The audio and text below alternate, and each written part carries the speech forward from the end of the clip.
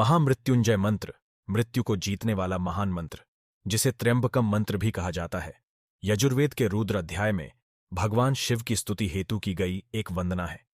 इस मंत्र में शिव को मृत्यु को जीतने वाला बताया गया है। यह गायत्री मंत्र के समकक्ष सनातन धर्म का सबसे व्यापक रूप से जाना जाने वाला मंत्र है। इस मंत्र के कई नाम और रूप हैं। इसे शिव के उग्र पहलू की ओर संकेत करते हुए रुद्र मंत्र कहा जाता है, शिव के 3 आंखों की ओर इशारा करते हुए त्र्यंबकम मंत्र, और इसे कभी कभी मृत संजीवनी मंत्र के रूप में जाना जाता है, क्योंकि यह कठोर तपस्या पूरी करने के बाद शुक्राचार्य जी को प्रदान की गई जीवन बहाल करने वाली विद्या का एक घटक है। ऋषि मुनियों ने महामृत्युंजय मंत्र को वेद का हृदय कहा है। चिंतन और ध्यान के लिए इस्तेमाल किए जाने वाले अनेक मंत्रों में गायत्री मंत्र के साथ इस मंत्र का सर्वोच्च स्थान है। हम आशा करते हैं कि भगवान महामृत्युंजय शिव जी की कृपा से आप सब भी इस मंत्र का 108 बार जप करेंगे।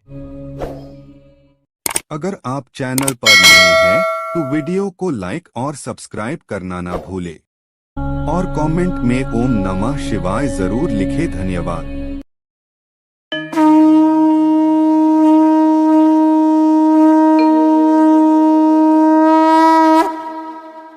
ओम त्र्यंबकं यजामहे सुगंधिं पुष्टिवर्धनम् उर्वारुकमिव बन्धनान् मृत्योर्मुक्षीयमामृतात्।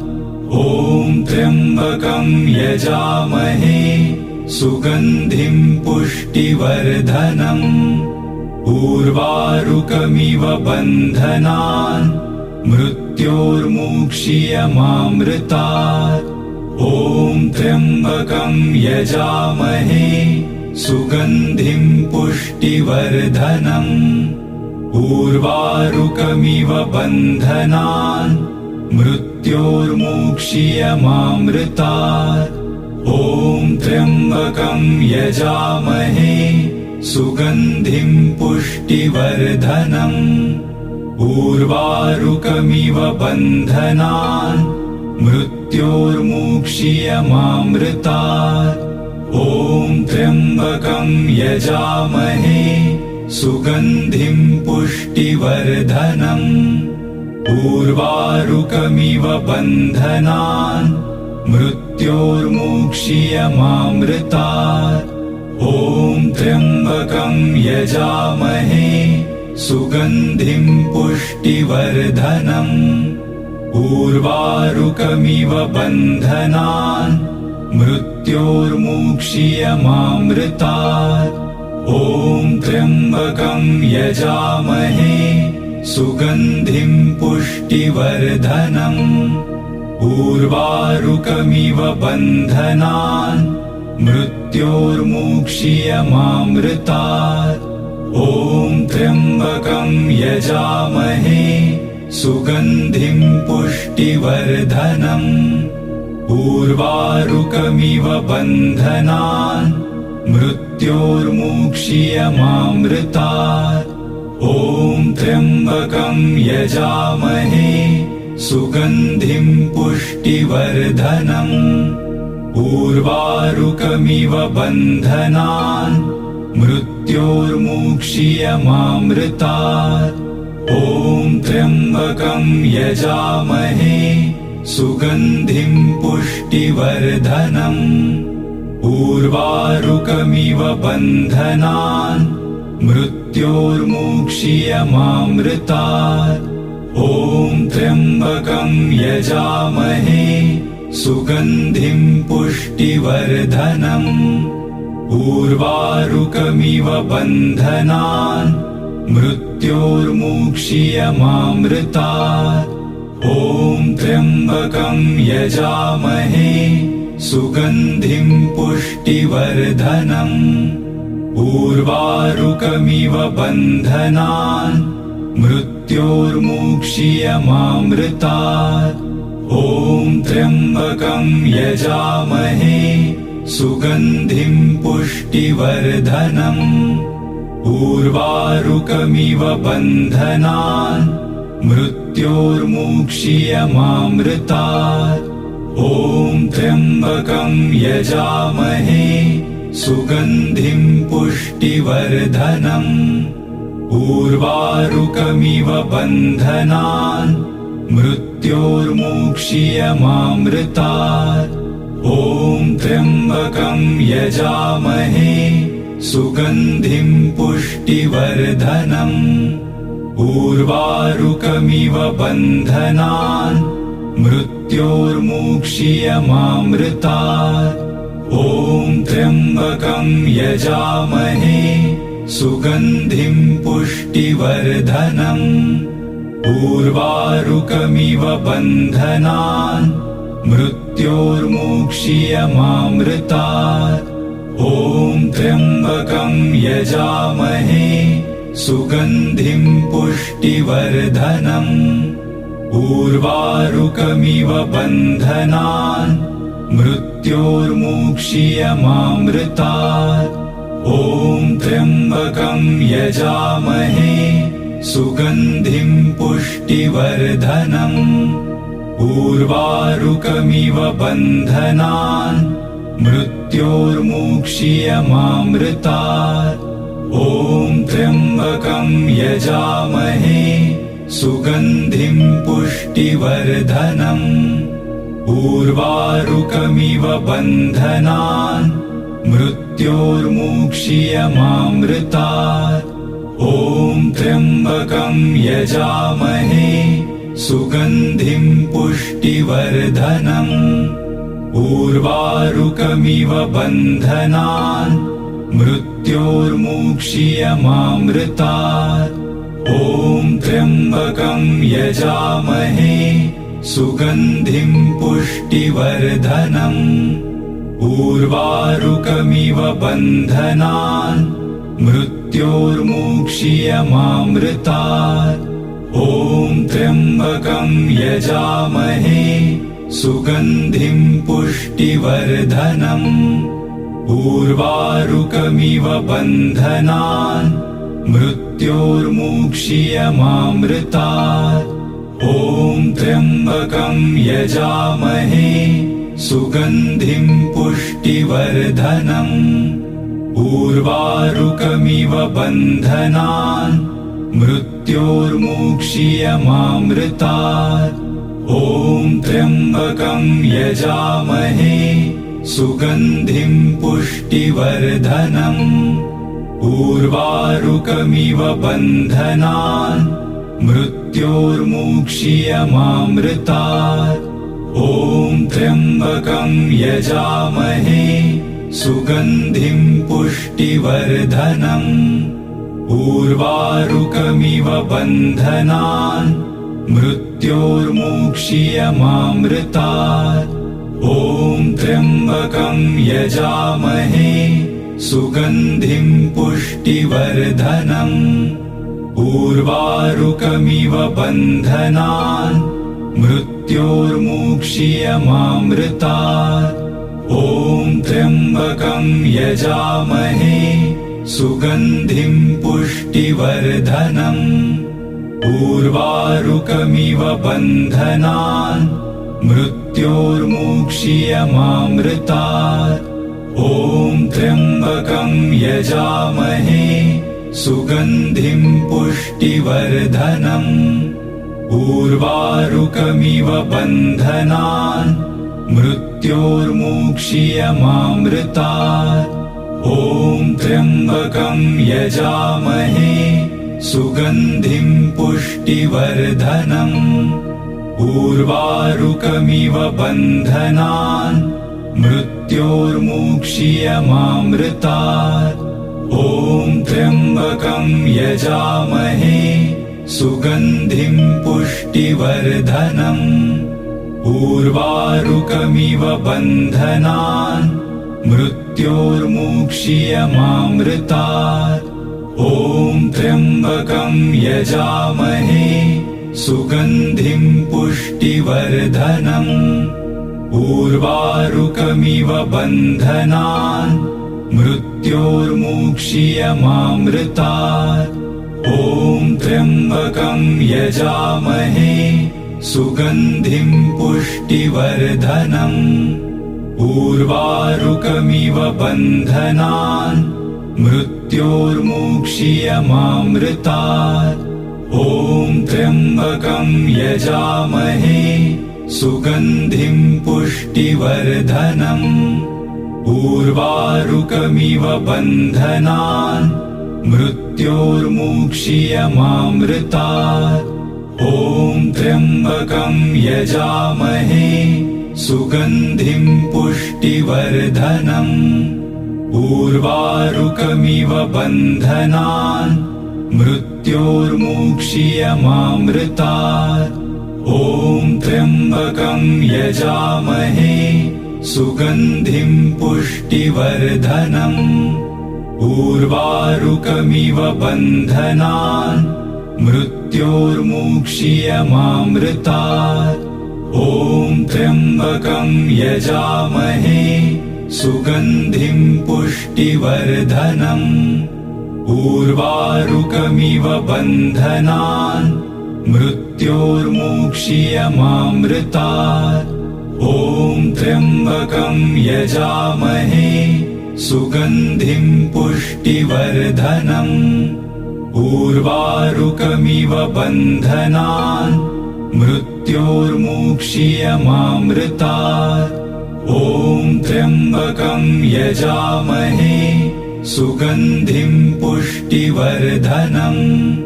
उर्वारुकमिव बन्धनान् मृत्योर्मुक्षीयमामृतात्। ॐ त्र्यम्बकं यजामहे सुगन्धिं पुष्टिवर्धनम्। उर्वारुकमिव बन्धनान् मृत्योर्मुक्षीयमामृतात्। ॐ त्र्यम्बकं यजामहे सुगन्धिं पुष्टिवर्धनम्। उर्वारुकमिव बन्धनान् मृत्योर्मुक्षीयमामृतात्। ॐ त्र्यम्बकं यजामहे सुगन्धिं पुष्टिवर्धनम्। उर्वारुकमिव बन्धनान् मृत्योर्मुक्षीयमामृतात्। ॐ त्र्यम्बकं यजामहे सुगन्धिं पुष्टिवर्धनम्। उर्वारुकमिव बन्धनान् मृत्योर्मुक्षीयमामृतात्। ॐ त्र्यम्बकं यजामहे सुगन्धिं पुष्टिवर्धनम्। उर्वारुकमिव बन्धनान् मृत्योर्मुक्षीयमामृतात्। ॐ त्र्यम्बकं यजामहे सुगन्धिं पुष्टिवर्धनम्। उर्वारुकमिव बन्धनान् मृत्योर्मुक्षीयमामृतात्। ॐ त्र्यम्बकं यजामहे सुगन्धिं पुष्टिवर्धनम्। उर्वारुकमिव बन्धनान् मृत्योर्मुक्षीयमामृतात्। ॐ त्र्यम्बकं यजामहे सुगन्धिं पुष्टिवर्धनम्। उर्वारुकमिव बन्धनान् मृत्योर्मुक्षीयमामृतात्। ॐ त्र्यम्बकं यजामहे सुगन्धिं पुष्टिवर्धनम्। उर्वारुकमिव बन्धनान् मृत्योर्मुक्षीयमामृतात्।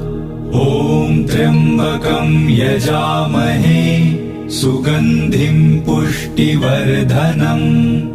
उर्वारुकमिव बन्धनान् मृत्योर्मुक्षीयमामृतात्। ॐ त्र्यम्बकं यजामहे सुगन्धिं पुष्टिवर्धनम्। उर्वारुकमिव बन्धनान् मृत्योर्मुक्षीयमामृतात्। ॐ त्र्यम्बकं यजामहे सुगन्धिं पुष्टिवर्धनम्। उर्वारुकमिव बन्धनान् मृत्योर्मुक्षीयमामृतात्। ॐ त्र्यम्बकं यजामहे सुगन्धिं पुष्टिवर्धनम् उर्वारुकमिव बन्धनान् मृत्योर्मुक्षीयमामृतात् ॐ त्र्यम्बकं यजामहे सुगन्धिं पुष्टिवर्धनम् उर्वारुकमिव बन्धनान् मृत्योर्मुक्षीयमामृतात् ॐ त्र्यम्बकं यजामहे सुगन्धिं पुष्टिवर्धनम् उर्वारुकमिव बन्धनान् मृत्योर्मुक्षीयमामृतात् ॐ त्र्यम्बकं यजामहे सुगन्धिं पुष्टिवर्धनम् उर्वारुकमिव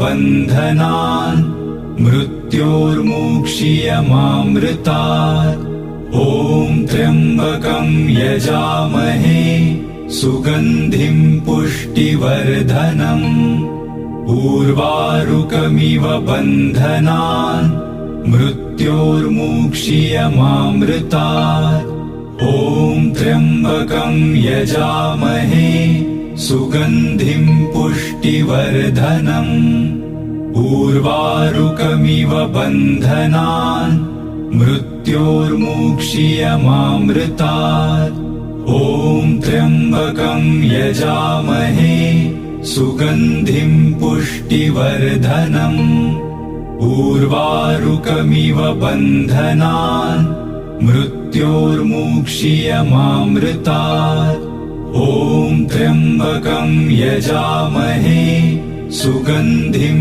पुष्टिवर्धनम् उर्वारुकमिव बन्धनान् मृत्योर्मुक्षीयमामृतात् ॐ त्र्यम्बकं यजामहे सुगन्धिं पुष्टिवर्धनम् उर्वारुकमिव बन्धनान् मृत्योर्मुक्षीयमामृतात् ॐ त्र्यम्बकं यजामहे सुगन्धिं पुष्टिवर्धनम् उर्वारुकमिव बन्धनान्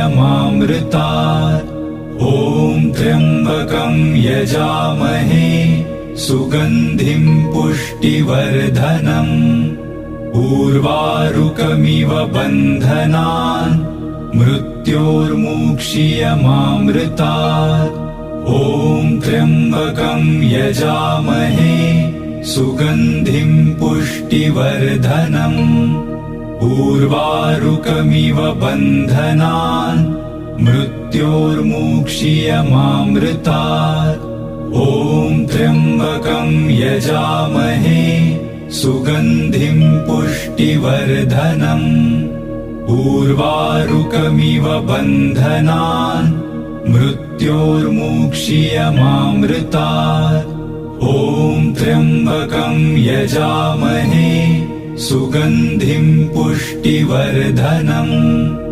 उर्वारुकमिव बन्धनान् मृत्योर्मुक्षीयमामृतात् ॐ त्र्यम्बकं यजामहे सुगन्धिं पुष्टिवर्धनम् उर्वारुकमिव बन्धनान् मृत्योर्मुक्षीयमामृतात् ॐ त्र्यम्बकं यजामहे सुगन्धिं पुष्टिवर्धनम् उर्वारुकमिव बन्धनान् मृत्योर्मुक्षीयमामृतात् ॐ त्र्यम्बकं यजामहे सुगन्धिं पुष्टिवर्धनम् उर्वारुकमिव बन्धनान् मृत्योर्मुक्षीयमामृतात् ॐ त्र्यम्बकं यजामहे सुगन्धिं पुष्टिवर्धनम् उर्वारुकमिव बन्धनान् मृत्योर्मुक्षीयमामृतात् ॐ त्र्यम्बकं यजामहे सुगन्धिं पुष्टिवर्धनम् पुष्टिवर्धनम् उर्वारुकमिव बन्धनान् मृत्योर्मुक्षीयमामृतात् ॐ त्र्यम्बकं यजामहे सुगन्धिं पुष्टिवर्धनम् उर्वारुकमिव बन्धनान् मृत्योर्मुक्षीयमामृतात् ॐ त्र्यम्बकं यजामहे सुगन्धिं पुष्टिवर्धनम् उर्वारुकमिव बन्धनान् मृत्योर्मुक्षीयमामृतात् ॐ त्र्यम्बकं यजामहे सुगन्धिं पुष्टिवर्धनम् उर्वारुकमिव बन्धनान् मृत्योर्मुक्षीयमामृतात् ॐ त्र्यम्बकं यजामहे सुगन्धिं पुष्टिवर्धनम् उर्वारुकमिव बन्धनान् मृत्योर्मुक्षीयमामृतात् ॐ त्र्यम्बकं यजामहे सुगन्धिं पुष्टिवर्धनम् उर्वारुकमिव बन्धनान् मृत्योर्मुक्षीयमामृतात् ॐ त्र्यम्बकं यजामहे सुगन्धिं पुष्टिवर्धनम् उर्वारुकमिव बन्धनान् मृत्योर्मुक्षीयमामृतात् ॐ त्र्यम्बकं यजामहे सुगन्धिं पुष्टिवर्धनम् उर्वारुकमिव बन्धनान् मृत्योर्मुक्षीयमामृतात् ॐ त्र्यम्बकं यजामहे सुगन्धिं पुष्टिवर्धनम् उर्वारुकमिव बन्धनान् मृत्योर्मुक्षीयमामृतात् ॐ त्र्यम्बकं यजामहे सुगन्धिं पुष्टिवर्धनम्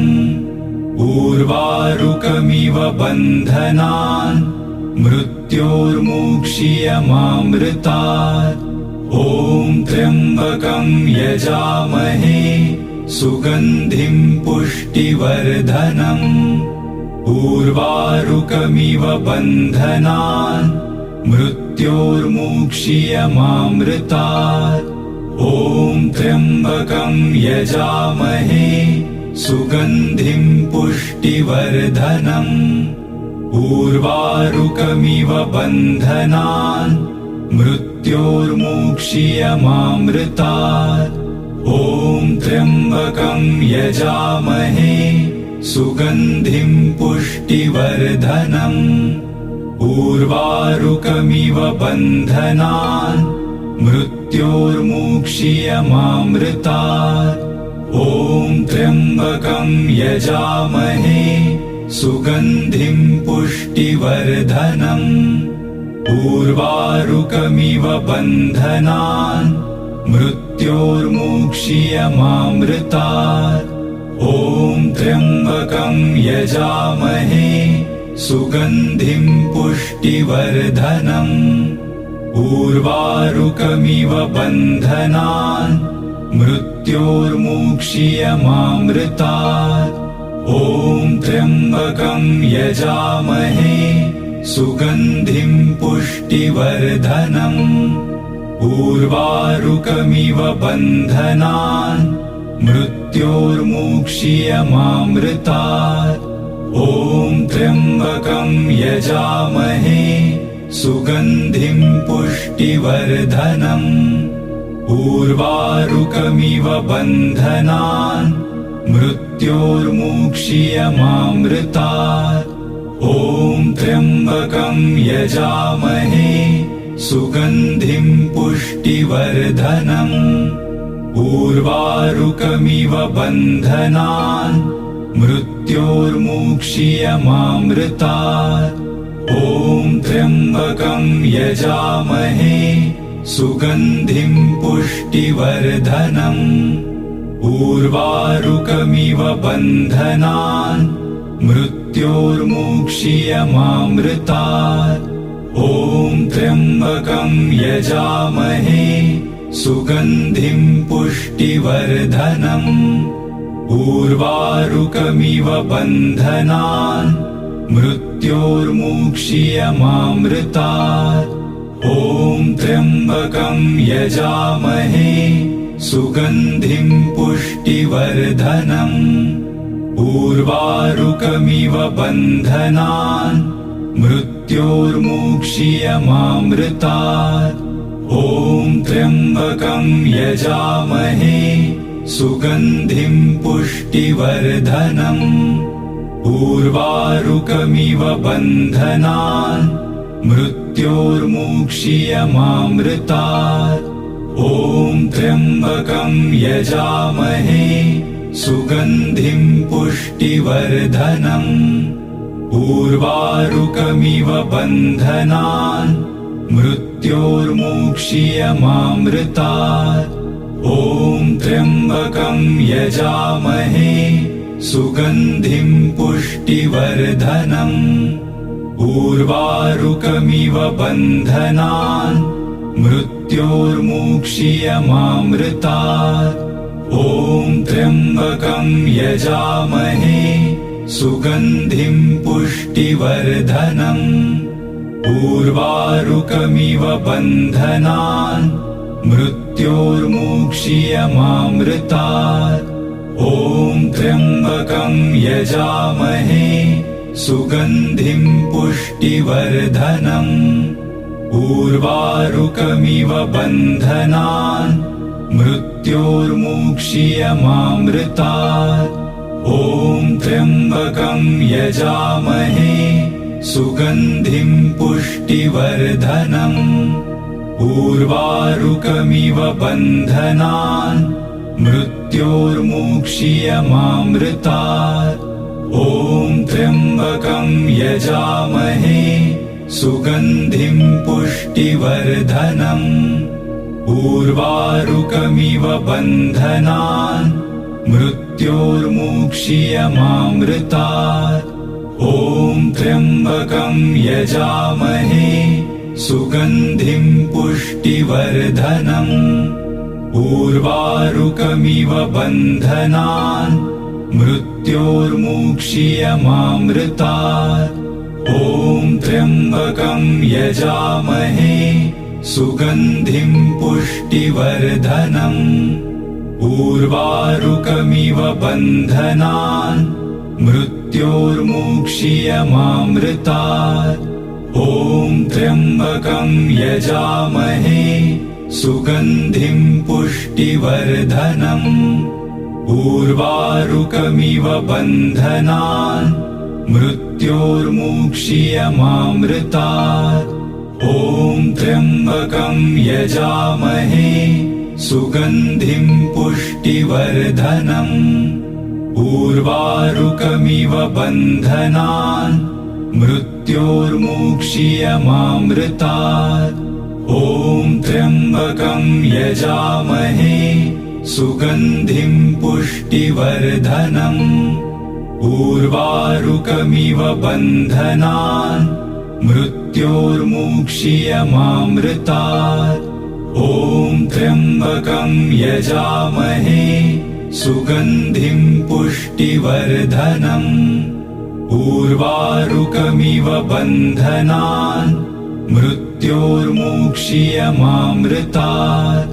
ॐ त्र्यम्बकं यजामहे सुगन्धिं पुष्टिवर्धनम्। उर्वारुकमिव बन्धनान् मृत्योर्मुक्षीयमामृतात्। ॐ त्र्यम्बकं यजामहे सुगन्धिं पुष्टिवर्धनम्। उर्वारुकमिव बन्धनान् मृत्योर्मुक्षीयमामृतात्। ॐ त्र्यम्बकं यजामहे सुगन्धिं पुष्टिवर्धनम्।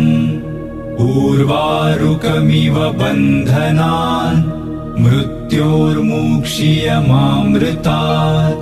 ॐ त्र्यम्बकं यजामहे सुगन्धिं पुष्टिवर्धनम् उर्वारुकमिव बन्धनान् मृत्योर्मुक्षीयमामृतात् ॐ त्र्यम्बकं यजामहे सुगन्धिं पुष्टिवर्धनम् उर्वारुकमिव बन्धनान् मृत्योर्मुक्षीयमामृतात् ॐ त्र्यम्बकं यजामहे सुगन्धिं पुष्टिवर्धनम् उर्वारुकमिव बन्धनान् मृत्योर्मुक्षीयमामृतात् ॐ त्र्यम्बकं यजामहे सुगन्धिं पुष्टिवर्धनम् उर्वारुकमिव